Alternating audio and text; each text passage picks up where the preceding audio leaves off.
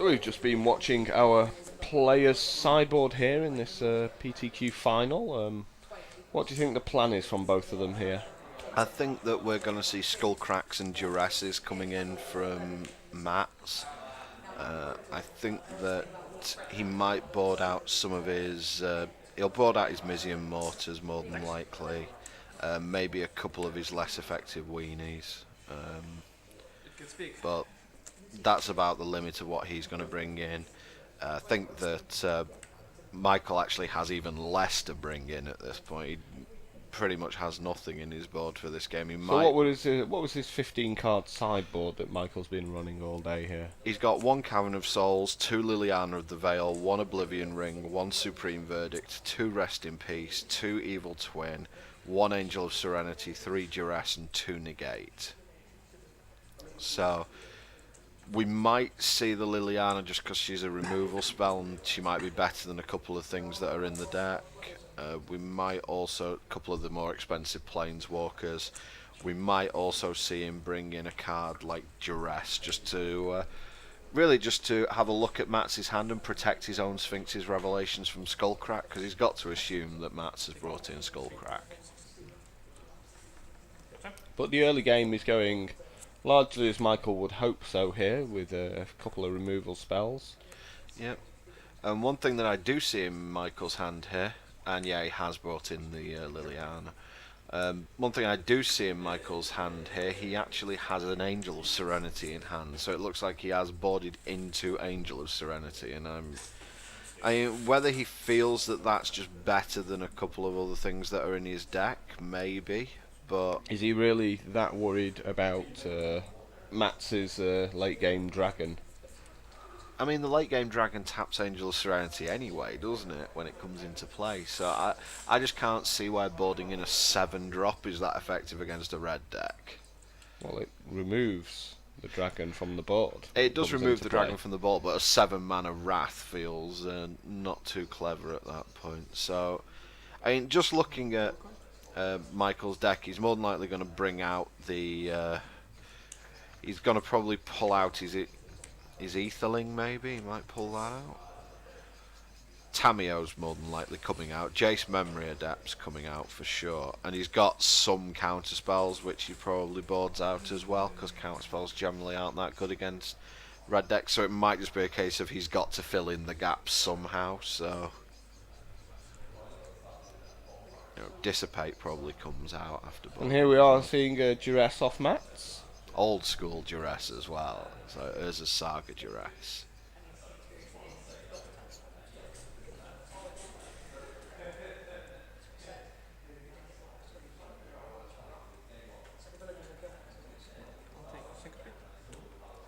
And he takes Syncopate from Michael's hand. And if he is taking a Syncopate, then that would suggest that maybe it's quite a weak hand that Michael's got there. Yeah, it looks like... it looks like Sorin, Angel of Serenity, and one other card I can't quite make out. So might be Warp Physique. No, the trigger. Because Warp Physique doesn't kill Hellrider at this point, so... Or it might be Azorius Charm, I'm not too sure. That's a Supreme Verdict Michael's just pulled off the top there. So there's a good chance Mats is going to be dropping his guts at this point. Depends. I mean, if he's boarded into a slightly more mid-rangey style deck, he might just go threat, can you deal with it, threat, can you deal with it, threat, can you deal with it. You know, Hellrider, Falcon Wrath Aristocrat, Thunder. He knows what's in Michael's hand, so he has to assume if he can finish the game, it's better to do it sooner rather than later. Yeah, and it was Warp Physique that was in Michael's hand there.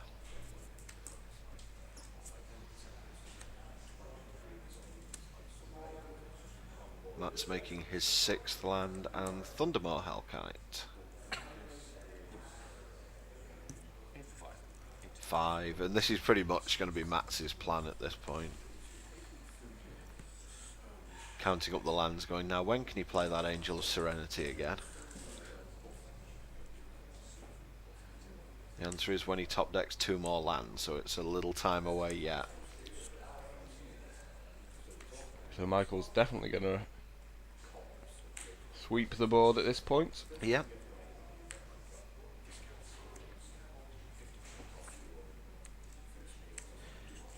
And lays his 6 land, so now he is just 1 mana off that Angel of Serenity. Should Mats have really played the second door count the previous turn? It doesn't change the clock at all. You can't kill him on one swing. No, it doesn't really change the clock. I mean, unless he's got like a 2-point burns, exactly a 2-point burn spell in hand, it doesn't really change the clock. I mean, I suppose with it being a strong Kirk Noble, that gets bigger every turn, so sometimes you do want it on the board. Again, Michael's pulled a Lingering Souls here, so... He's going to immediately flash it back. Yep, just create as many blockers as possible, and that's Electrickery overloaded from Matt, so there go all there. Again, we're just watching two people constantly with the answers to each other. Yep.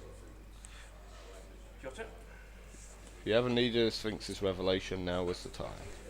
Hallowed Fountain from Michael. I don't think he's going to want to shock himself to play that Angel of Serenity.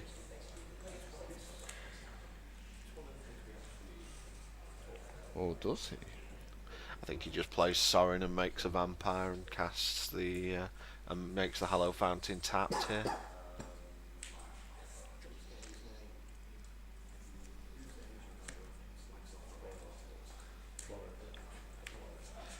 I mean, whether Matt still has access to his Pillar of Flames, I'm not sure. So Matt might not even have any two burn spells in his deck. So at that point, there's really no problem to shocking yourself, because if he has 3-point burn spell, 3-point burn spell, you die anyway. So, but I think that making a Vampire here is absolutely fine.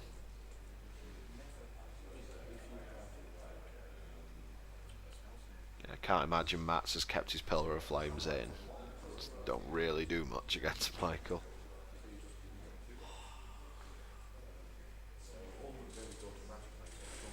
So we're just waiting to see what kind of plan Mats has here. Yeah, I think he's got 2 land in hand, so it's a little bit of Hollywooding going on here at the moment. What should I do with these 2 lands that are in my hand? Turns out if your Planeswalker can stick, you're going to end up winning against aggro players. Now Mats is in a bit of a tricky situation here, because obviously if he attacks, he's basically just giving Michael Maxwell life. But if he doesn't attack, obviously Michael's just going to build up that army of lifelink vampires, and it's eventually just going to overwhelm Mats completely.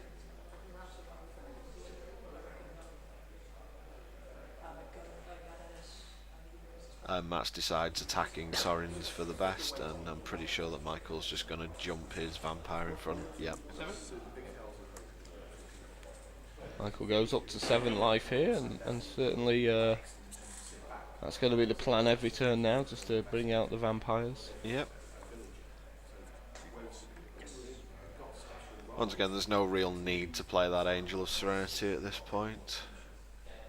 If he does play it, then he's risking a card like Mark of Mutiny or something like that. He doesn't know that Mats doesn't have that available, but he is risking a steal your guy kind of card being pretty devastating to him.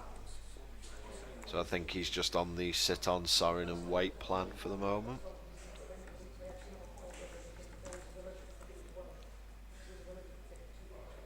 And of course Mats knows about the Angel of Serenity thanks to the duress, but the awkward situation where Mats just isn't going to overcommit his board because he knows that the Angel's there. Well, indeed, that would be a reason for maybe having to overcommit as well, because you have to punch through this Vampire each turn.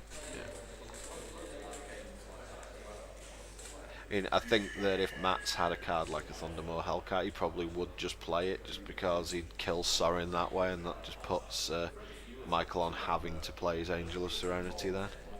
So we're seeing yet another jump here, Michael going up to 8 life. Yep. And Mats does have to play a creature at some point. every turn this goes on is just going to bring the game more and more in favour of Michael.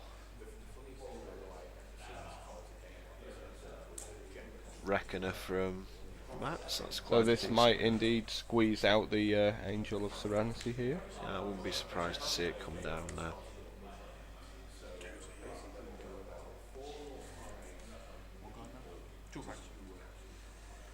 Michael might also fear a card like Ultimate Price from Mats as well, because Mats is showing black mana. So he might be afraid that if he puts his Angel in, Mats is just going to kill it and pick up his guys, but I don't think he's got much of an option at this point. He's just got to play it. There we go. Both of Mats's guys go away. And Michael makes another vampire and says go.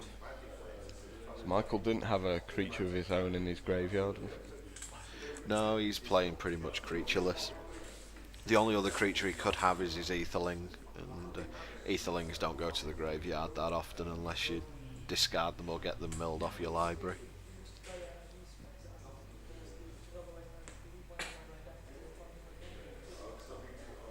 So we're now waiting on Mats to decide how he can beat an Angel of Serenity and a Sorin on 6 counters. Hazard a guess he's going to find it pretty difficult. So another Boros Reckoner from Mats there. Certainly not enough. But again, a decision to be had from Michael here, because he remembers being on 8 obviously from the first game, so if Mats can find a way to sneak that Reckoner through and he had a card like a Thundermaw, then Michael will die again. But so his options at this point are tick Sorin up to 7, make another vampire. He can also ultimate Sorin, at which point he would gain control of Mats's Boros Reckoner. So it really depends what he thinks Mats has in hand here. If he feels like he can just continue playing the game 1 life game, then maybe he might go ahead and do that, but he's got to remember that 1 vampire or something like that is going to kill Mats very, very slowly. And the more cards you give the red deck, the more chance he has just to build up. So he does go ahead and ultimate Sorin. Yep, gaining control of that Reckoner. And he decides to just attack with the vampire. So he's playing around Thundermaw Hellkite and stuff like that. I mean, I don't see what Mats could possibly have that would kill him next turn. So I suppose if he had land, if he had like land, Falconwrath, Aristocrat, Mark of Mutiny, that'd do it. But he can't play around that anyway. So I think that maybe he should have just swung with the Angel there, just to bring Mats, put Mats on an actual clock where he has to draw something.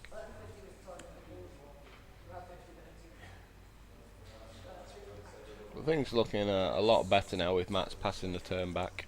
Yeah, and again Michael just attacks with his 1 vampire. He's being very cautious here.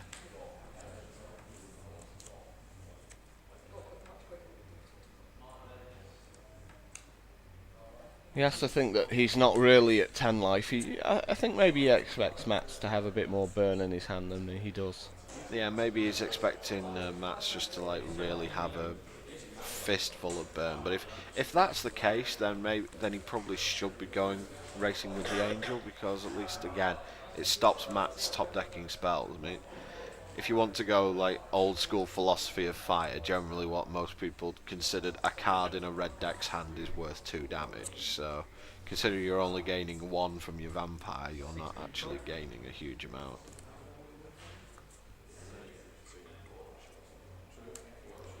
He might also be a little bit worried about Mats building up a huge Hell Rider attack, but I don't really see much merit in not swinging with at least 1 of either the Reckoner or the Angel. I think he's being a little bit overcautious here. Detention Sphere down and 2 land in hand.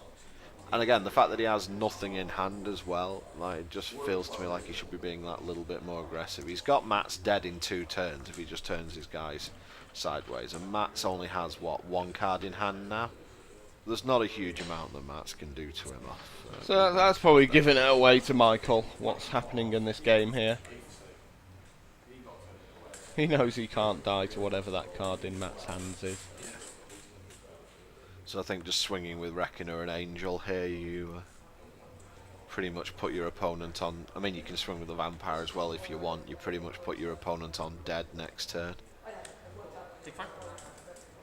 Just the Angel.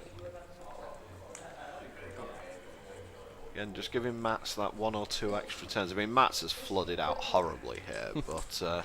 I think that's every land in a red deck, isn't it? yeah, there's not a lot. I mean, Mats is counting up his land there. I mean, is he trying to fake that he's got Blaze in his deck or something along those lines? But Rakdos Return. yeah. Another reason for not being so timid is like if he does have a card like, if he does just have a card like Rakdos Return, you don't really want it to be for your whole life total. And I think that Mats is just dead next turn if he doesn't come up with a if he doesn't come up with something. Michael's going to mill him just to get a look at a few more cards in his deck. And yeah, he just attacks with Reckoner and Angel here, and there's nothing that Mats can do to stop it.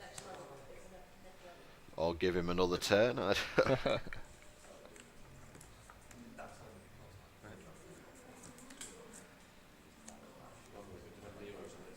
Yet another land from Matt. And a Thundermaw Hellkite, which does exactly nothing.